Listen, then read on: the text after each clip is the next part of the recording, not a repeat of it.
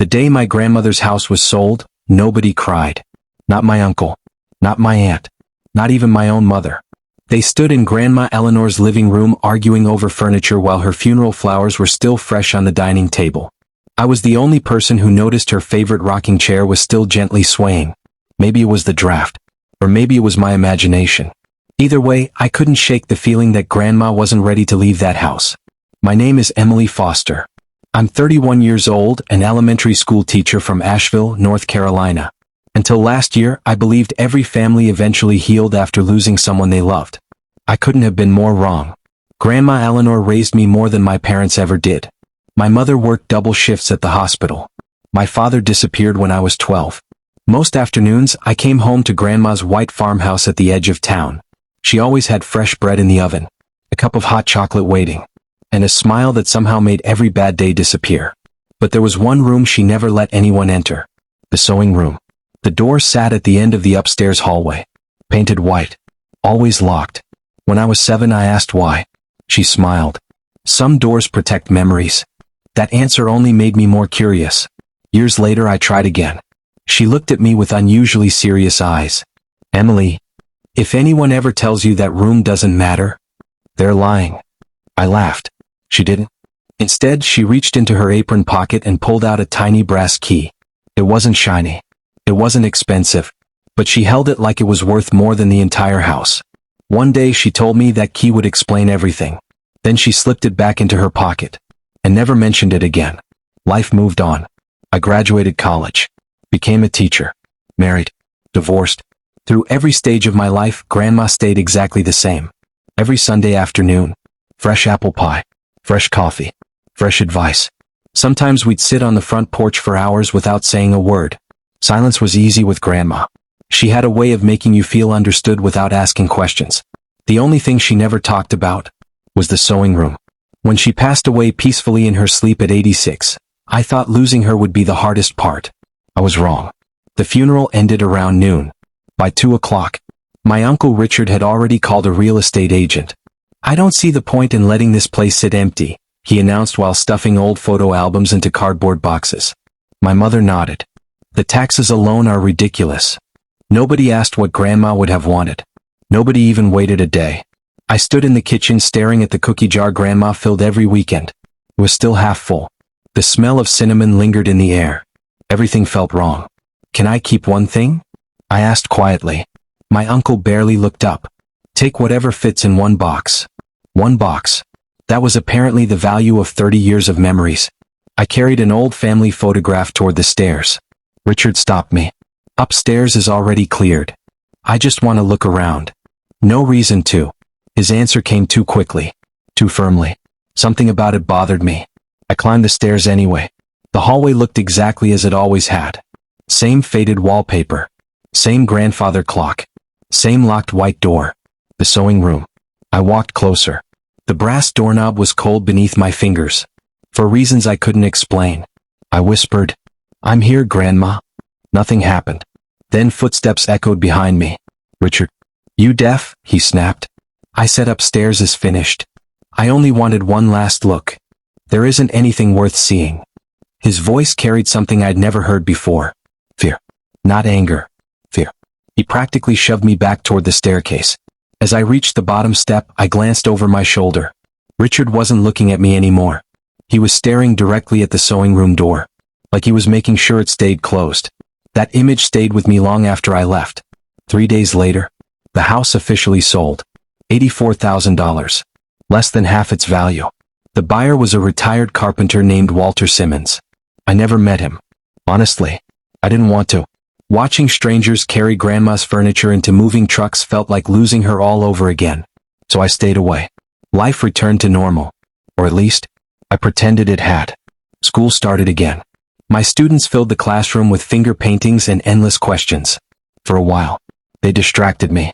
Until 21 days later, my phone rang. Unknown number. Normally I ignore those calls. That afternoon, something told me to answer. Emily Foster? Speaking. My name's Walter Simmons. The name meant nothing for a second. Then my stomach tightened. I bought your grandmother's house. I gripped the phone harder. Is something wrong? Silence. long enough that I thought the call had dropped. Finally, Walter spoke. "I think you should come over."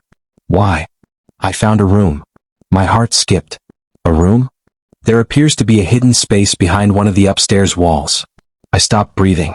Walter continued. "I've remodeled houses for 40 years. I know the difference between a normal wall and a false one. The measurements don't make sense. The sewing room. It had to be." I asked the question before I realized I was speaking. "The white door." Another pause. "How'd you know about that?" "Because Grandma spent my entire childhood protecting it." Walter sighed. "I've tried opening it. The lock won't budge. I even called a locksmith. And? He couldn't pick it." "What?" "He said he's never seen anything like it." A chill crawled down my spine. Grandma had never been wealthy. She wasn't the type to install expensive security systems. So why would an ordinary sewing room have an unbreakable lock? Walter lowered his voice. "There's something else." "What?" "I hear noises." I frowned. "What kind of noises?" "Every night. Right around 9. It sounds like..." He hesitated. "Someone sewing." I laughed. Not because it was funny. Because it was impossible. Grandma had been gone for 3 weeks. Walter didn't laugh. "I know how it sounds. I almost convinced myself it was old pipes. But last night..." His breathing grew heavier.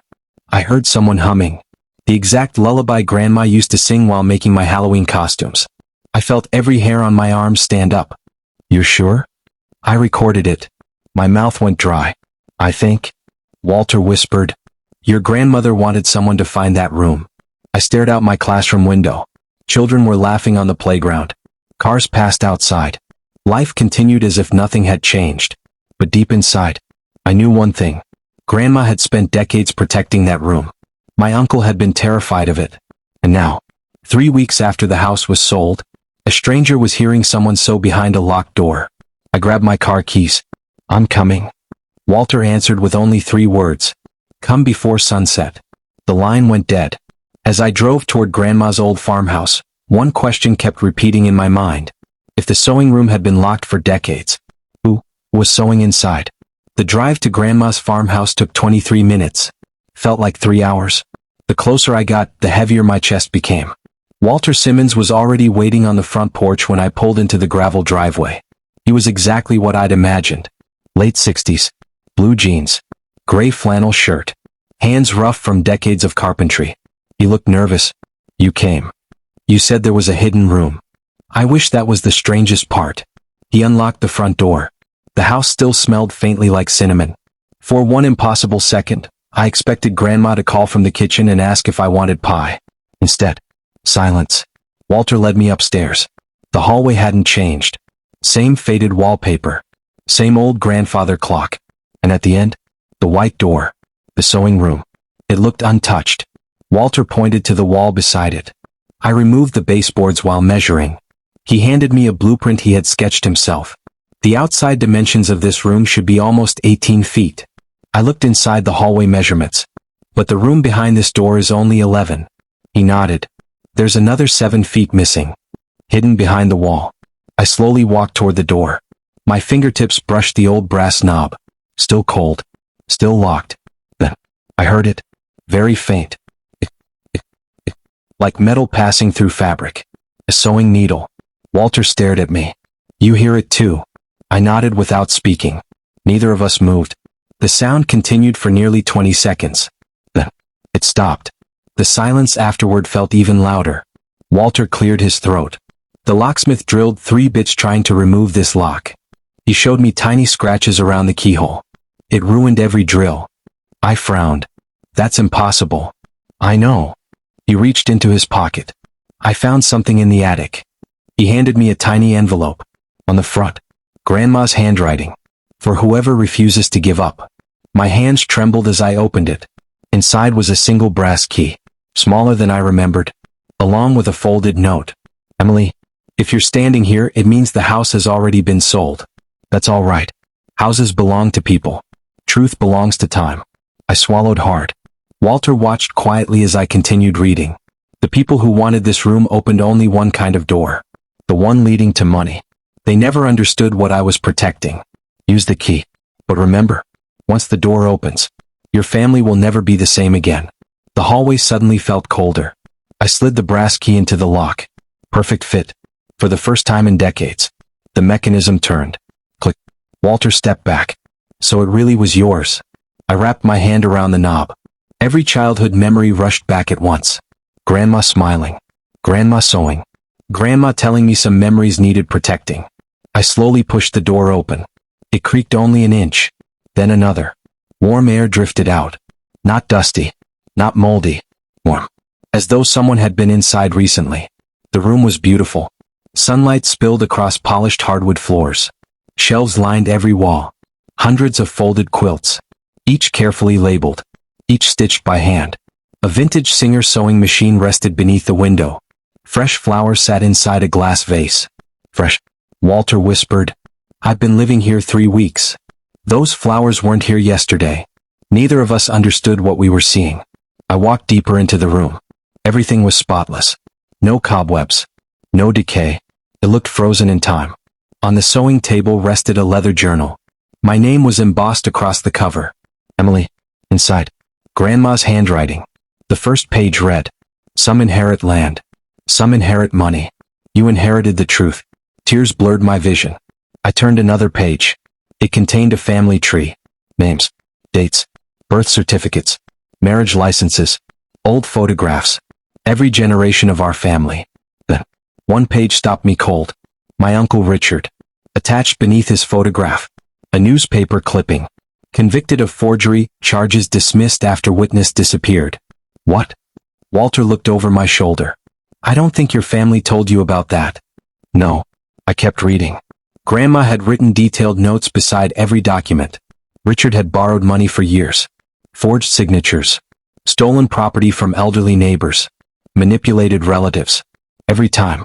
Someone protected him. Usually my grandfather. Until one day. Grandpa refused. Grandma wrote. Richard stopped being my son the day he chose greed over honesty. I felt sick. There was more. Far more. Another envelope. Marked. House sale. Inside. Copies of paperwork. The signatures looked familiar. Too familiar. Walter compared them with the closing documents he'd received. They're identical. No. I whispered. They're not. He looked confused. I pointed to one tiny detail. The signature on Grandma's paperwork curved upward. The signature on Walter's documents dipped downward. Someone had traced it. Poorly. Walter's face turned pale. You're saying? The deed transferring this house was forged. He sat down heavily. I paid $84,000. You were scammed too. At that exact moment, a car door slammed outside. Walter looked through the window. 2 vehicles. My Uncle Richard. My mother. And my Aunt Linda. What are they doing here? I didn't have time to answer. Richard burst through the front door. Emily. His voice echoed through the house. I knew you'd come back. Footsteps thundered upstairs. He stopped cold when he saw the sewing room open. For the first time in my life, my uncle looked terrified. You. His eyes locked onto the journal in my hands. You weren't supposed to find that. Walter stepped between us. This house belongs to me. Richard ignored him. He lunged toward the journal. I pulled it against my chest. Stay back. Richard froze. Then something unexpected happened. My mother began crying. Real crying. Not quiet tears. The kind that come from carrying guilt for years. I'm sorry, Emily. I turned toward her. For what? She looked at the floor. The house. The documents. The lies. My heart pounded. What lies? She finally met my eyes. The sewing room was never locked to keep people out. She pointed toward the quilts. It was locked. To keep Richard away. Silence filled the room. Richard exploded. Mom was crazy. No. Grandma's calm handwriting answered from the journal. I opened the final section.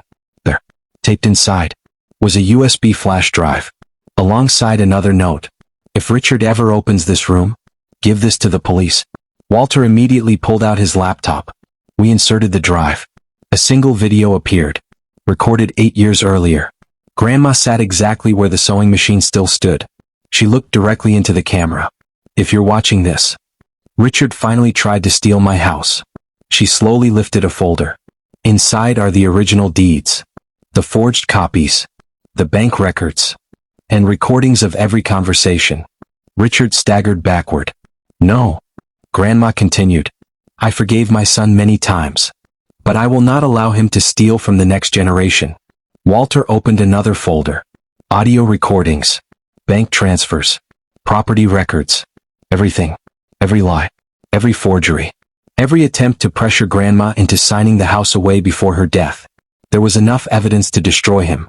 Sirens echoed outside. Walter looked at me. I called the sheriff before you arrived. Richard tried running. Deputies met him at the front door. Within minutes, he was in handcuffs. As they led him away, he looked back at Grandma's sewing room one last time. Not with anger. With defeat. Months later, the court ruled every forged document invalid. Walter recovered every dollar he'd paid. The fraudulent sale was canceled. Grandma's will found inside the journal left the farmhouse. Not to Richard. Not to my mother. Not to anyone expecting it. She left it to me. But keeping the house never felt like the right choice. Instead, Walter and I worked together to restore it. Today, it's known as the Eleanor Foster Quilt House. A place where local women teach sewing, preserve family history, and help children learn traditional crafts free of charge. Every quilt hanging on those walls tells someone's story. Every visitor hears Grandma's favorite saying embroidered above the fireplace. Money disappears. Truth survives. Sometimes, late in the evening, when the house grows quiet, visitors ask me if the old sewing machine still makes that strange ticking sound. I smile, because every now and then, just after sunset, when sunlight falls across Grandma's chair, I still hear it. Not because I believe ghosts sew quilts, but because every stitch she made still holds our family together.